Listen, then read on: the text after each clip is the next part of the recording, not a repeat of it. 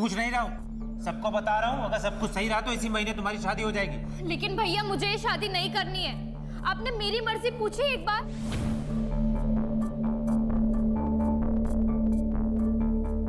मैं अपनी पसंद से ही शादी करूंगी, बच्ची नहीं हूं मैं। हाँ हाँ हमें पता है कि तू बड़ी हो गई है और तेरे कारनामे भी बड़े हो गए। सुन लड़की, जो तेरे भैया कह रहे हैं ना वो चुपचाप मान ले, उसी में ही सुखी रहेगी, नहीं तो जिंदगी भर रोती रहेगी।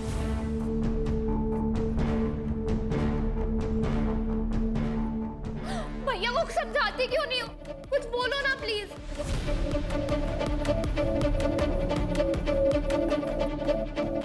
भाई मुझे तो सुबह से सर्दी बुखार है, मैं तो नहीं जा सकती।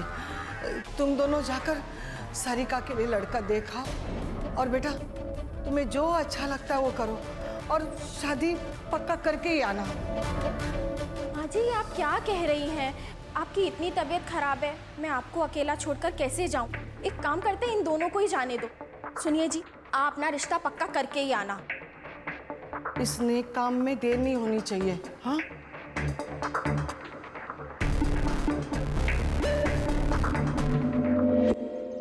हेलो, मैंने तुमसे कहा था ना भाग चलते हैं, लेकिन तुमने मेरी बात नहीं सुनी।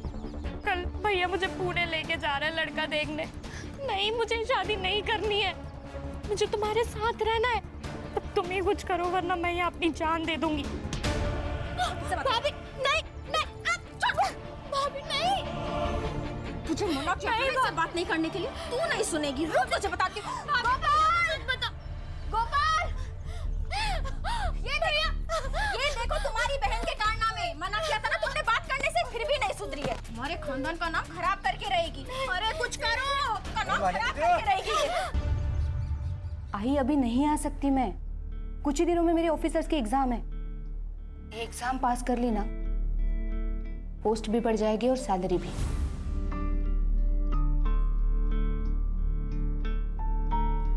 आई सब कुछ भुलाकर मुझे सिर्फ आगे बढ़ना है, नाम कमाना है। लेकिन जो कुछ तेरे साथ हुआ है, क्या तू उसे भुला पाएगी? कोशिश तो करनी पड़ेगी ना आई, तू बस चिंता मत कर, मैं संभाल लूंगी उसे।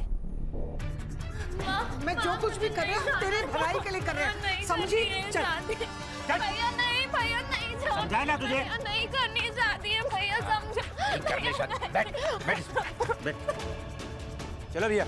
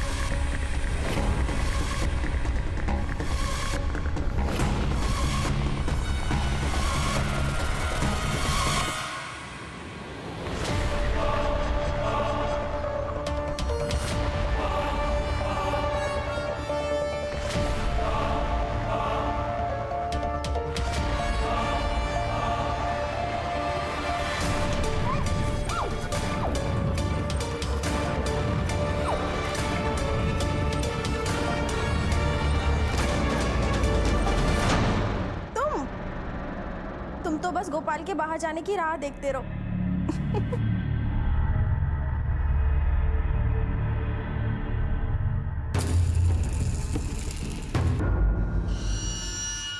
राजू, तू यहाँ क्या कर रहा है? हाँ? निकल यहाँ से, निकल। माँ ये मेरा भी घर है, अगर हूँ तो आपका बेटा ना माँ। माँ मत बोल मुझे। तेरे जैसा बेटा किसी को ना मिले। दारू, सिगरेट, ड्रग्स सब करता है। ऊपर से तूने वो भी किया जिसे हम किसी को बता नहीं सकते। क्या किया मैंने?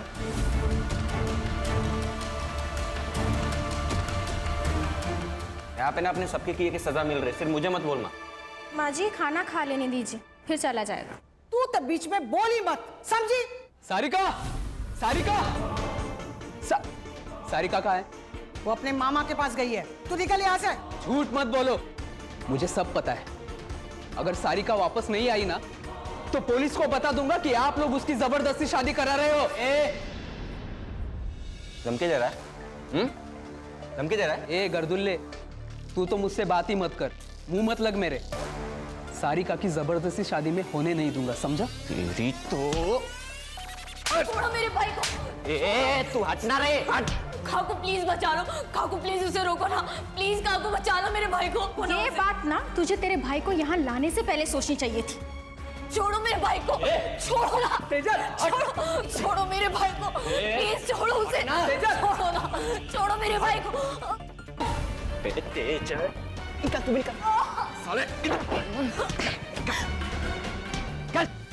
आज के बाद दिखा ना तो मुझसे बुरा कोई नहीं होगा। तो क्या कर लेगा? हाँ, तुम लोगों ने अगर सारिका की जबरदस्ती शादी की ना तो जान ले लूंगा सबकी। निकल, चल निकल यहाँ से। चल तेजल।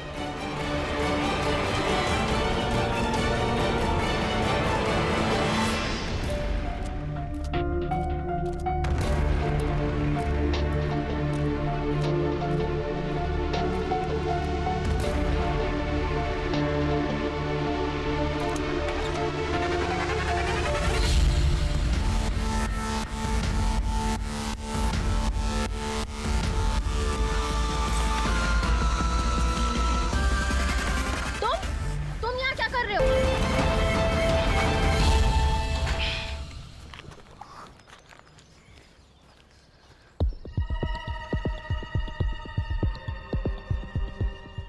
कल का दूध का पैकेट यही पड़ा है।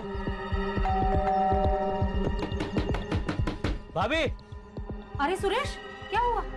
ये कल का दूध का पैकेट यही पड़ा है और कोई दरवाजा भी नहीं खोल रहा। रुको, मैं राजू को फोन करता हूँ।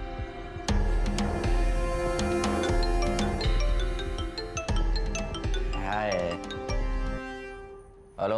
अरे राजू, घर में कोई नहीं है क्या? कोई दरवाजा नहीं खोल रहा है। मेरे को क्या मालूम, कहीं गए होंगे। तू फोन रख रहे।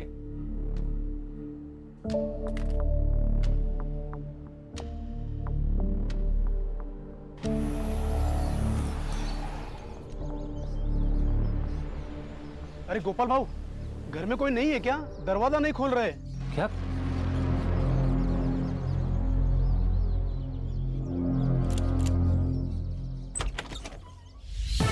सर, ये मेरी बहन है सारिका। फिलहाल ये रॉबरी का केस लग रहा है, हम लोग इन्वेस्टिगेशन शुरू करते हैं। घर से क्या क्या गया? सर, 3 लाख कैश और कुछ ज्वेलरी। कौन कौन रहता है घर में? सर, मैं, मेरी बहन, मेरी माँ और मेरी बीवी रहते।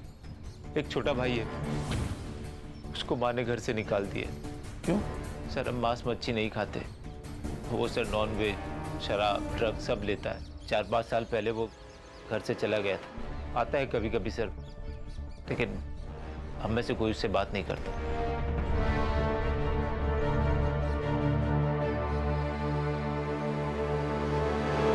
खान, एक ही घर में 2 मर्डर हुए, उसमें से एक सीनियर सिटीजन। इसके पहले कि सीनियर सिटीजन की सेफ्टी का मुद्दा मीडिया उठा है, ये केस हमें सॉल्व करना होगा।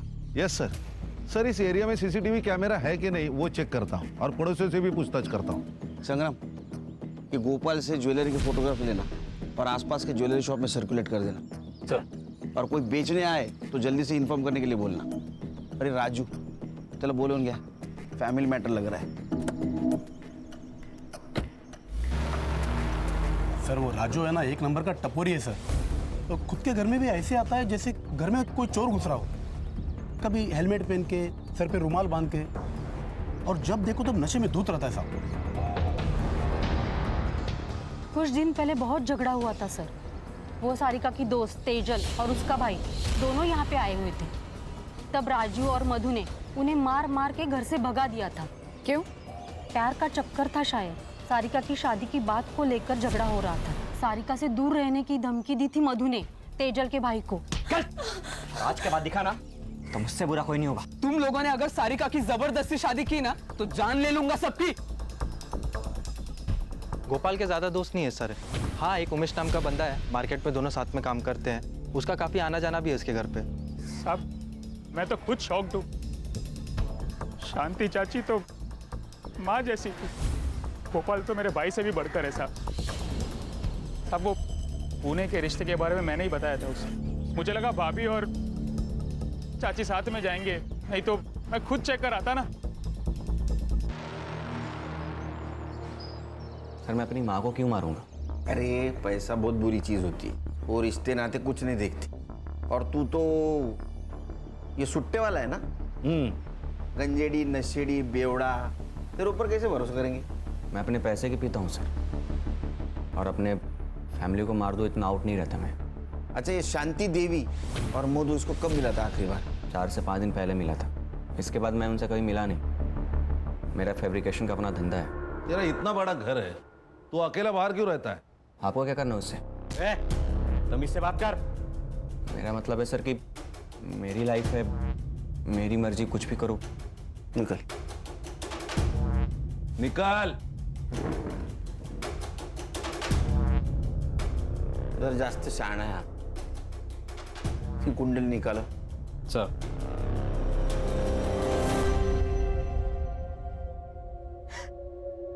और नहीं छुपा सकती मैं नीना।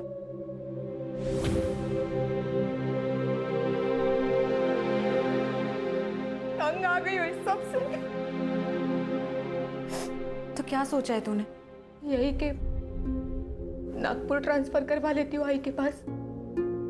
तो जो भी फैसला लेगी मैं तेरे साथ हूँ, लेकिन एक बार फिर से सोच ले। तेरी ऑफिसर की एग्जाम होने वाली है कुछ महीनों में। अगले साल अप्लाई कर लूंगी, बस एक बार ये ट्रांसफर हो जाए। इतना आसान नहीं होता है ट्रांसफर होना, तुझे भी पता है, महीनों लग जाते हैं। पता है, लेकिन मेरे पास दूसरा कोई ऑप्शन नहीं है।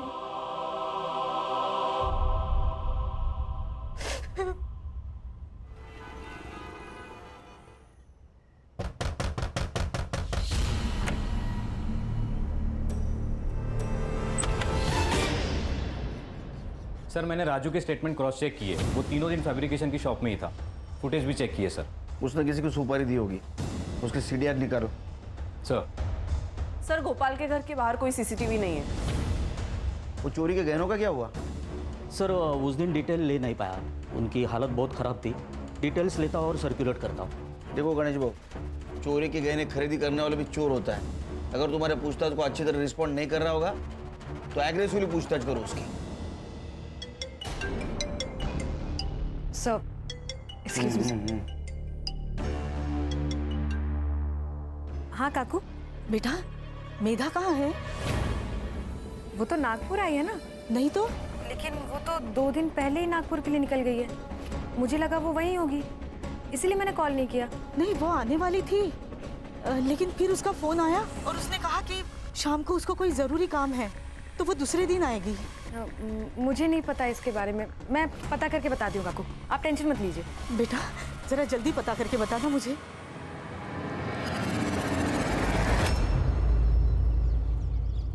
मैंने भी उसे 2 दिन से नहीं देखा, क्या हुआ? सब ठीक है ना? नहीं, सब ठीक है। कभी कभार किसी केस के सिलसिले में शहर से बाहर आना जाना पड़ता है। मैं चलती।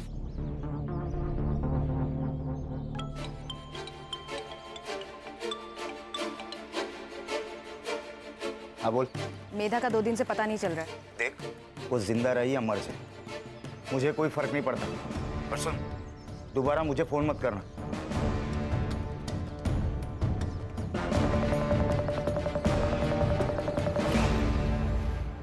सर एक लड़की की लाश मिली यूनिफॉर्म में, शायद पुलिस वाली है।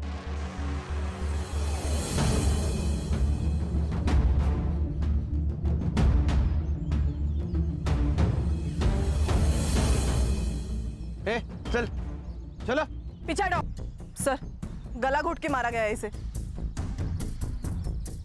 सर एक पुलिस वाली को वर्दी में मार दिया, ये डायरेक्ट अटैक है डिपार्टमेंट पे। इस एरिया में आने जाने वाले हर रास्ते का सीसीटीवी फुटेज कलेक्ट करो।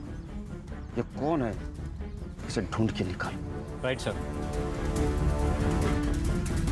विरार पुलिस स्टेशन में पोस्टेड थी, वहां उसकी मुलाकात कांस्टेबल प्रमोद से हुई और कुछ ही दिनों में उन लोगों ने शादी कर ली। लेकिन जानवर था वो प्रमोद। सर, प्रमोद को वायलेंट सेक्स करना पसंद था। डिवोर्स फाइल की थी? हाँ सर, मेधा ने वर्तक नगर पुलिस स्टेशन में आके डिवोर्स फाइल किया था। यहाँ तक कि वर्तक नगर पुलिस स्टेशन में ट्रांसफ़र भी लिया था, लेकिन वो प्रमोद से बच नहीं पाई। वो उसे यहाँ भी आकर डराता था, धमकाता था, इसलिए मेधा ये सब छोड़कर नागपुर जाने वाली थी। नीना, आइए काकू।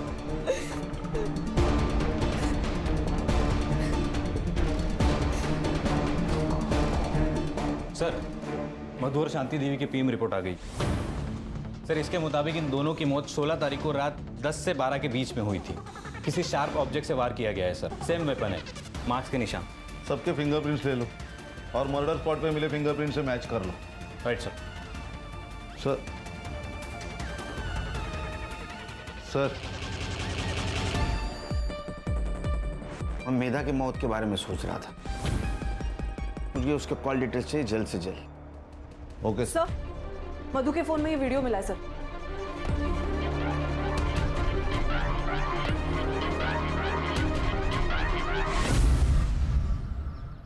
सारिका का किसी के साथ अफेयर चल रहा था?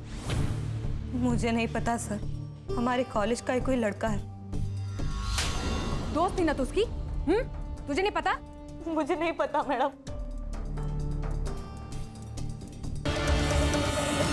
अब सच बताओगी या अभी भी झूठ बोलना है? मैं और सारिका एक दूसरे से बहुत प्यार करते, लेकिन हम जानते थे कि हमारे प्यार को कोई नहीं समझ पाएगा, इसलिए हम दोनों ने एग्जाम्स के बाद कॉलेज से भाग जाने का प्लान किया। लेकिन उसके पहले ही हमारे परिवार वालों को पता चल गया और उसके परिवार वालों ने उसे बहुत पीटा और उसके बाद उसे लड़का दिखाने के लिए पुणे भी लेके गए। ये चोट कैसे लगी? मधु ने मारा, इसलिए तूने और तेरे भाई ने मिलकर उसको मार दिया? नहीं सर, मैं और सारिका एक दूसरे से प्यार करते हैं। एक दूसरे के लिए हम जान दे सकते हैं, लेकिन किसी की जान नहीं ले सकते। पिछले 4-5 दिन कहाँ थी तुम? मैं कैफे रुद्रांश में काम करती हूँ, सुबह से शाम वहीं रहती हूँ। ठीक है, जाओ, जरूरत पड़ी तो फिर से बुलाऊंगा। जी सर।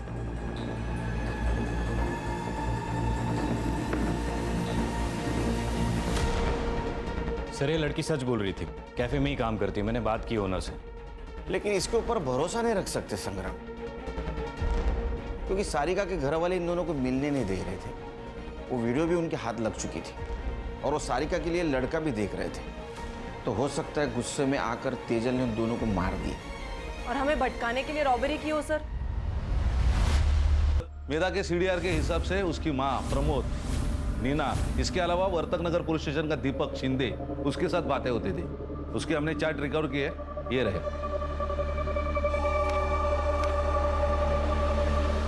बोला उसको।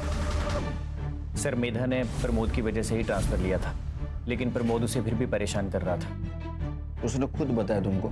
नहीं सर, उसने नहीं बताया, लेकिन मैंने एक दिन उसके हाथ पे बेल्ट के निशान देखे थे।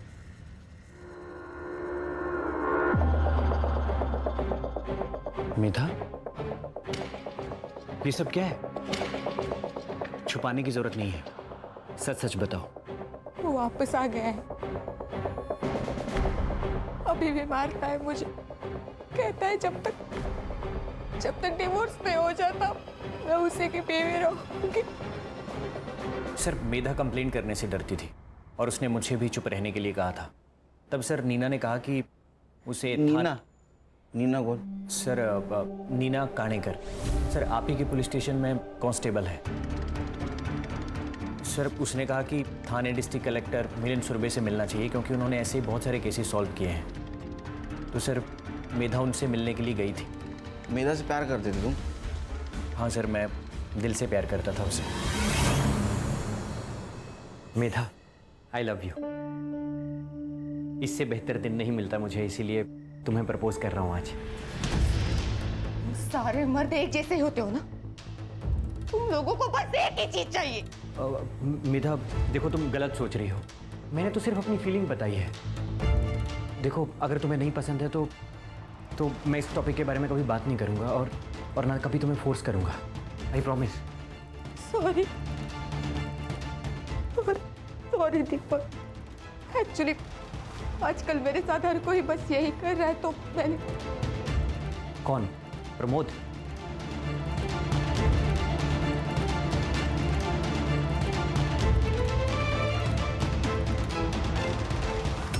मिलिंद सुरवे। तुम टेंशन बिल्कुल मत लो, मैं सब कुछ संभालूंगा। मैं हूं ना, बस तुम मेरा ख्याल रखना। सर छोड़िए, क्या कर रहे हैं सर? उस दिन अगर उसकी बीवी नहीं आती तो पता नहीं वो मेरे साथ क्या कर देता। मैं दीपक मैं नागपुर जाना चाहती हूँ आई के पास। मुझे किसी पे भरोसा नहीं, किसी पे विश्वास नहीं, मुझे यहाँ नहीं रहना। ये मेधा ने कब बताया तुम्हें? सर 4 दिन पहले। सर वो एडमिन को 2 लाख रुपए भी देने वाली थी ट्रांसफर के लिए। और सर मेधा ने यह भी कहा था कि वो अपनी ज्वेलरी बेचने जा रही है। तुम कहाँ थे पिछले 4 दिन? सर मैं बर्तक नगर में था सर, MLA की सिक्योरिटी में। ठीक है, जरूरत पड़ी तो फिर से बुलाऊंगा। ठीक है, थैंक यू सर। जय जय। तुमने मेधा को मिलिंद सूर्य के पास भेजा था, बताया नहीं? सर मुझे बात इतनी बड़ी नहीं लगी। मिलिंद सर काफ़ी अच्छे इंसान हैं। उन्होंने मेरी प्रॉपर्टी डिस्प्यूट में हेल्प की थी, तो इसलिए मैंने उसे रिकमेंड किया। उसी मिलिंद सुरवे ने मेधा का एडवांटेज लेने की कोशिश की थी। सर मेधा ने मुझे इस बारे में कुछ नहीं बताया। उन्होंने तुम्हारे कभी? नहीं सर, नो वे। खान, तुम और हर्षा मधु और शांति देवी के केस पे काम करो। सर। मैं संग्राम और नीना मेधा के केस पे काम करते हैं। ये सब झूठ है। रोजाना कई औरतें आती हैं मेरे पास हेल्प करने के लिए। आप किसी से भी पूछ सकते हैं। अब जब वो इंसान ही नहीं रहा तो उसके कंधे पे बदनामी की बंदूक रखकर कोई भी गोली चला सकता है। आपने उसके साथ जबरदस्ती नहीं की। आई नो, हम दोनों बेडरूम में ही थे, लेकिन आपको बताना चाहूंगा कि मेरे बेडरूम में ही मेरा स्टडी टेबल था, इसलिए मैं वहीं पर था। इसलिए मेधा भी वहीं पर आई, बात की और चली गई। ठीक है सर, थैंक यू।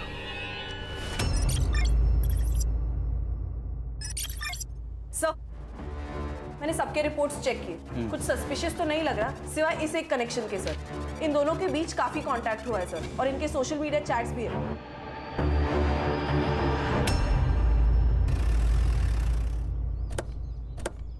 कुत्ते की दुम साल भर पाइप में डाल के रखो तो भी टेढ़ी की टेढ़ी रहती है। ये मिलिंद कुत्ते की दुम है सर। खूबसूरत जवान लड़की को देखते ही कि उस पर अपनी बुरी नजर डालना शुरू कर देता है। वो मेघा, वो अक्सर हमारे घर आया करती थी, खासकर तब जब मैं घर पे नहीं होती थी। मेरा हर रिश्ते को एक मौका देना होता है। तुम भी अपने रिश्ते को एक मौका दो। जानो प्रमोद क्या चाहता है। प्रमोद तुम्हारा हाथ पकड़ना चाहता है, तुम्हें गले लगाना चाहता है, तुम्हें किस करने की कोशिश करना चाहता हूँ। सर छोड़िए, सर क्या कर रहे हैं सर, छोड़िए प्लीज। मैं तो बता रहा हूँ कि देखो,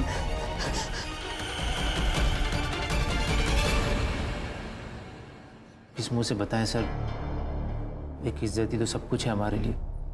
मधु को सबसे पहले उसके बारे में पता चला, उसके बाद उसने माँ को बताया। माँ मैं बीमार नहीं हूँ, किसी को लड़के पसंद होते किसी को लड़की, इसमें कुछ गलत बात नहीं है और ये तो नेचुरल है ना माँ। तेरा दिमाग ठिकाने पे है क्या? क्या बोल रही है? अरे हम समाज में क्या मुंह दिखाएंगे? मुझे समाज की परवाह नहीं है माँ, बस आपको और भैया को मंजूर हो, इतना काफी है मेरे लिए। पूरे खानदान का नाम मिट्टी में मिला दिया, समाज थूके मारे ऊपर। बोल आज के बाद नहीं मिलेगी उससे, बोल। मैं मिलूंगी, 10 बार मिलूंगी, 100 बार मिलूंगी। उसने हमारी बात नहीं मानी। शादी के अलावा हमारे पास कोई ऑप्शन नहीं थी। तुम्हें क्या लगता है तेजल ने इस बात का गुस्सा निकाला होगा? हाँ सर, उसको पाने के लिए कुछ भी कर सकती है, जान भी ले सकती है। सर माँ और भाभी को मार के हमें क्या मिल जाता? हमें तो भागना था यहाँ से। हमने सब कुछ प्लान कर लिया था, बस एक अच्छे मौके की तलाश में थे हम दोनों। और वो मौका तुम्हें शांति देवी और मधु की वजह से नहीं मिल रहा था, इसलिए तुमने और उसने मिलके उन दोनों को मार दिया। लेकिन आप मुझ पे क्यों शक कर रहे हैं? आप जाके गोपाल भैया से पूछताछ करिए ना, उन्होंने ही मारा होगा उन दोनों को। लेकिन वो तो तुम्हारे साथ था ना? हाँ हम साथ गए थे यहाँ से, लेकिन दूसरे दिन गोपाल भैया पूरा दिन गायब थे। अगली सुबह आए थे, मैंने पूछा कहाँ गए थे तो कुछ नहीं बताया। और वैसे भी उनके पास तो मोटिव भी था दोनों को मारने का। मोटिव? क्या मोटिव था? भाभी का अफेयर चल रहा था। ये बात भैया को पता चल गई थी। गुस्सा नहीं आएगा किसी को भी सर।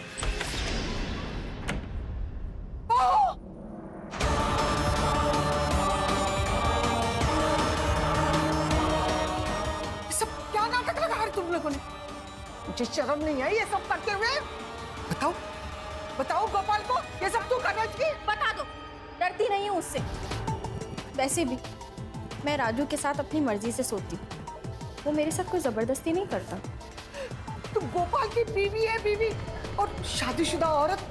शादीशुदा औरत के भी अपने सपने होते हैं, लेकिन आपका बेटा तो खैर। क्या कमी है मेरे बेटे में? आप खुद ही जाके उससे पूछ लो ना। फिर बहुत ज्यादा झगड़ा हुआ उस दिन माँ और भाभी के बीच। इसलिए इसी गुस्से में बदला लेने के लिए मेरे कमरे में एक मोबाइल छुपा दिया और फिर वीडियो निकाल लिया, ताकि सबका ध्यान वहां से भटक के मेरे ऊपर आ जाए। वो वीडियो देख के माँ तो चुप रही। तभी शायद गोपाल भैया को कुछ नहीं बताया। पर सर मुझे ऐसा लगता है ना कि गोपाल भैया को पहले से ही सब कुछ मालूम था। क्या रे, डोमेस्टिक वायलेंस करना क्राइम है, पता नहीं तेरे को? सर मुझे वायलेंट तरीके से सेक्स करना अच्छा लगता है सर। मैं मेधा को पाना चाहता था, लेकिन वो मान ही नहीं रही थी। लेकिन शपथ सर मैंने कुछ नहीं किया सर। कुछ छुपा रहा ना, अभी बता दे। बाद में पता चला तू झूठ बोल रहा तो छोड़ूंगा नहीं तेरे को। सर मैंने जो कुछ कहा है वो सब सच है। ठीक है जा।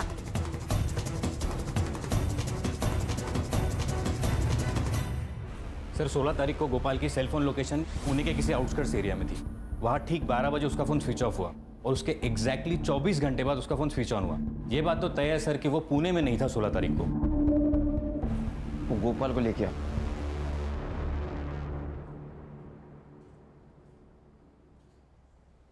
देख गोपाल, तेरे सीडीआर से हमें पता चला है कि तू 16 तारीख को पुणे में नहीं था। तेरा फोन स्विच ऑफ था। कहाँ गायब हुआ था?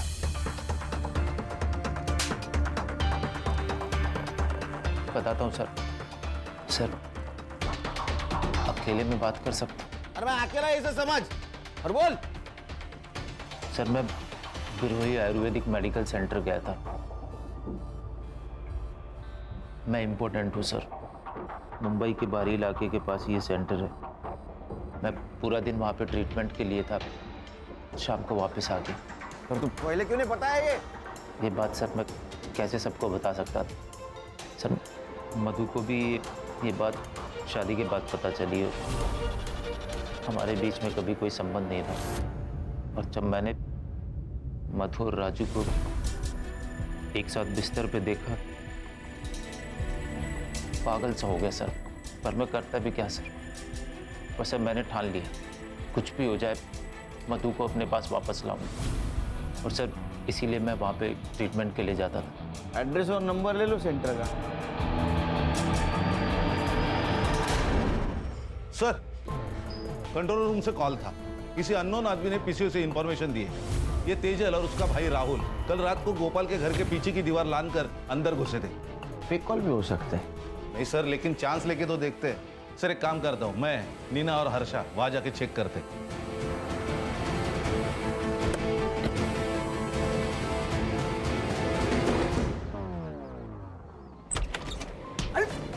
क्या? अरे आप लोग बैठ बैठ। एक बात बता, 16 तारीख को तू और तेरी बहन गोपाल के घर में क्यों घुसे थे? सर हम लोग तुझसे पूछा क्या? खड़ी रहे पे। सर हम लोग वहां पे गए ही नहीं थे सर, सच में सर।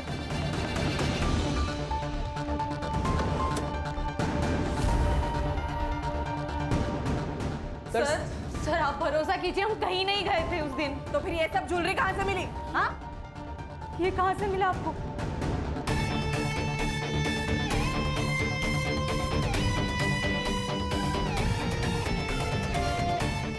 ये वही गहने हैं, ये शांति देवी के गहने जो उस दिन चोरी हुए थे। सर ये यहाँ पे कैसे आए हमें नहीं पता सर, सच में। सर आप हम पे भरोसा कीजिए। ये तो माँ की ज्वेलरी है। पर ये आपको कहाँ से मिली? तुम्हारे गर्लफ्रेंड के घर से। आप झूठ कह रहे हैं। आप सिर्फ तेजल को फ्रेम कर रहे हैं ताकि हम दोनों साथ ना हो सके। तो ऐसा तो नहीं कि तुम दोनों ने मिलके मधु और तुम्हारी माँ को मार दिया?